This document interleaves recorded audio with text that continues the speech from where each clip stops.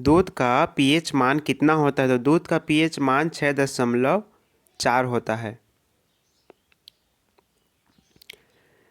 जल तथा नमक का पीएच मान कितना होता है? तो जल तथा नमक का पीएच मान 7 होता है।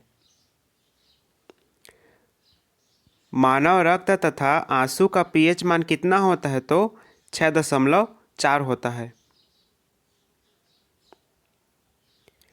नींबू का पीएच मान कितना होता है? तो नींबू का पीएच मान 2.4 होता है।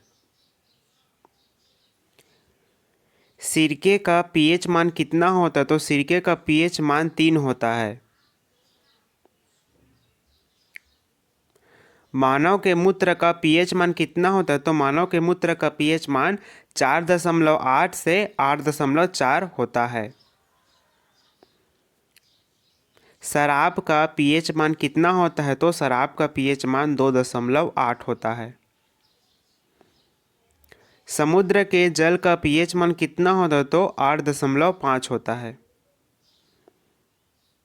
मानव रक्त का पीएच मान कितना होता है? तो मानव रक्त का पीएच मान 6.5 से 7.5 होता है। किसी विलयन का पीएच मान यदि 7 से अधिक होता है तो वह विलयन क्षारीय हो जाता है।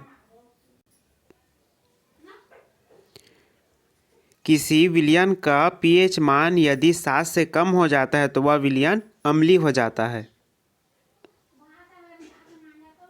किसी विलयन का पीएच मान 7 होता तो वह विलयन उदासीन हो जाता है।